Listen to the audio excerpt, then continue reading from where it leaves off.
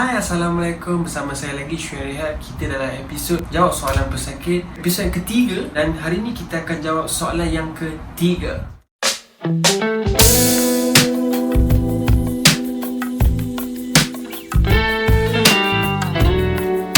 Soalan yang ketiga, dia tanya kat sini, ayah, Assalamualaikum. Waalaikumsalam. Ayah saya kena stroke hujung tahun lepas bulan 1. Boleh berjalan sikit-sikit tapi orang kena papah. Macam mana nak bagi ayah pulih ya? Alright. Baik, terima kasih tanya soalan ni. Ayah dah boleh berjalan tapi kena papah. Apa maksudnya kat sini? Keadaan stroke ayah tu ada sampai satu tahap yang ayah boleh berjalan tapi ayah belum lagi yakin ataupun rasa stabil dengan macam mana keadaan kaki tu nak bergerak. Jadi sebabkan tu bila ayah nak jalan, ayah takut.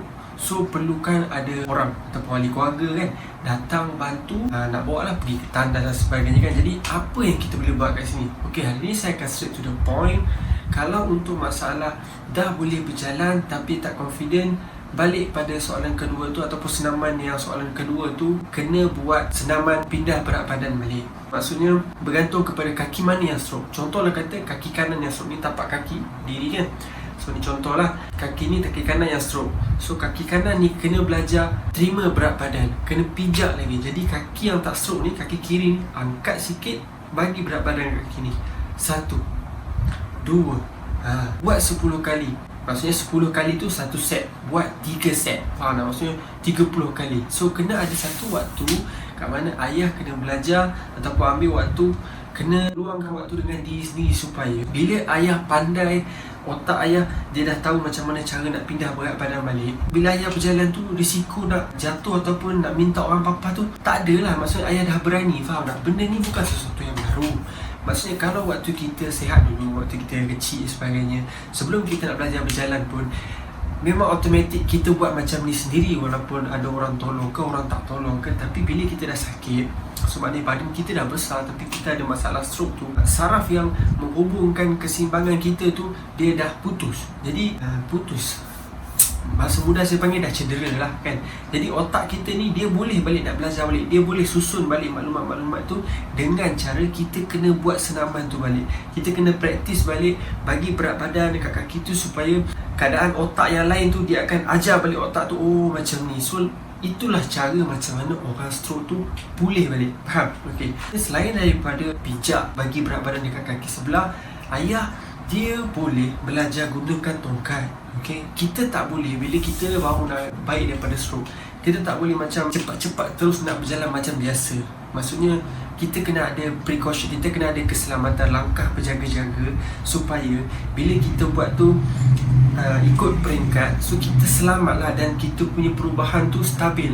Tak macam tiba-tiba contoh kata orang ni dia baru lepas stroke dah boleh jalan, dan maksud jalan sikit-sikit lah, tapi dia kalau boleh, okay, saya nak entang, saya nak cepat, tak apa, tapi tak mau pakai tongkat, tak mau pakai tongkat 4 dulu ke, lepas tu pergi tongkat 1 ke, ataupun tongkat, tahu tak mau pakai tongkat. Sekali jalan, jatuh, boom, lepas tu trauma, tak berani dah nak jalan. Nampak tak macam mana dia boleh cepat je prestasi kesihatan kita tu turun bila kita dah takut trauma lagi pula berumur kan. Nasihat saya yang sebaiknya, gunakan tongkat dulu. Maksudnya bila nak okay, sekarang ni papa, okay, for let's say papa, ayah nak pergi tandas papa, tapi cuba carilah tongkat lama ke ataupun beli tongkat baru. Paling sama beli tongkat 4 dulu. So kalau tangan sebelah ayah boleh guna, lagi bagus. So ayah boleh angkat dua-dua, kita ada kat tepi dulu ataupun kita ada kat sebelah. Angkat, langkah perlahan, satu-satu. Nak pergi tandas, nak pergi meja makan, semua tu kena buat sendiri nah. Kita tak boleh nak semua kita bawa pergi ke katil, kecuali kalau bersakit dia belum dapat capai lagi. Tapi kalau bersakit dah boleh buat macam tu. Jangan kita pula biasakan macam tu, sebab nanti bila stroke ni, macam saya cakap, bila kita ada masalah stroke, kita akan mula rasa berat badan, kaki berat dan tangan berat nak angkat. Jadi bila kita sebagai penjaga, kita senang tolong dan sebagainya kan. Ni saya cakap pada pesakit yang dia dah boleh buat tapi tak mau praktis nah. Jangan salah faham pula. So bila kita buat semua, lama-lama dia nak gerak pun dia rasa malas, dia rasa mudah orang tolong. Kesan buruk dia, kaki ni bila dah berat-berat lama kita tak guna, dia jadi lagi kita tak mau pakai. Sebab tu kadang-kadang saya tengok ada potensi pesakit yang dah lama, dah bertahun-tahun. Jadi boleh kata macam mana saya nak berjalan balik. Saya tengok potensi nak berjalan, berdiri balik, kekuatan tu semua ada, cuma dia dah tak cekap. Itu jadi masalah pula. Sebab bila kita biarkan, dia jadi tabiat tau. Dia penyakit dengan tabiat bagi saya, tabiat lagi susah nak buang pada penyakit. Kalau penyakit tu boleh kita nak baikkan dia. Nak contoh kata dah terbiasa tak bergerak sangat, satu hari boleh biar pakai jari berapa kali bergerak, kalau yang boleh bergerak lah kan. So kalau tak biasa bergerak, kita nak tengok pesakit tu nak berdikari sendiri pun susah. Ini pasal bukan pasal kita nak bila dah berumur sakit stroke macam ni kita nak cepat bagi berdikari, bukan. Tapi berdikari ni adalah salah satu yang baik untuk diri sendiri. Faham tak? Boleh uruskan diri sendiri, itu maksudnya kesihatan, kebersihan diri boleh jaga sendiri. Faham? Kalau hak bukan orang lain, tak tentu. Ada waktu kita boleh jaga dia punya segi kebersihan, ada waktu kita kerja dan sebagainya, kita tak dapat tengok. Jadi point senang cerita, pendek cerita, bila pesakit boleh, kita kena ada idea dalam otak, bantu dia, bantu pesakit, mak ayah bawa, kena bergerak. Kalau pergi meja makan, ambil tongkat, bagi tongkat 4, ikut kat sebelah dulu kan. Seminggu 2 minggu mungkin tak biasa, sebulan kah 2 bulan kah, esok dah okey sikit, pelan-pelan jauhkan sikit supaya pesakit okey, dia pun ada berani. Maka kalau kita duk ikut aja, jalan sikit main ikut, lama susah lah. Jadi dah terbiasa, tak boleh jalan Jadi praktis benda tu dulu. Tu cara yang kedua untuk nak bagi pulih. Psikologi pun penting lah. Tu tadi tu kira psikologi dah juga, kita kena buat macam tu. Untuk kebaikan, bukan kita nak bully, bukan kita nak paksa, bukan macam tu. Dapat mesej saya yang baik-baik, faham pun baik-baik. Kalau fikir negatif lah dapat. Tu saya tak boleh kontrol. Okay. And then yang ketiga, apa lagi yang boleh buat kalau macam ayah dia nak pulih daripada nak kena apa-apa? Ayah kena belajar guna tongkat 1. Sebab apa? Beza tongkat 4 dengan tongkat 1 ni. Tongkat 4 dia lebih stabil. Tapi bila dah okey guna tongkat 4, kita tengok peluang tu dah tinggi, ataupun boleh jumpa dengan ada fisioterapis sendiri, ataupun bila mereka dah buat check, dah buat latihan, tengok ayah boleh ke tak kan, bagi terus tongkat 1. Tongkat 1 ni dia mencabar sikit daripada tongkat 4. Tapi yang beza dia bukan tongkat 4 yang kaki dia 1 tau.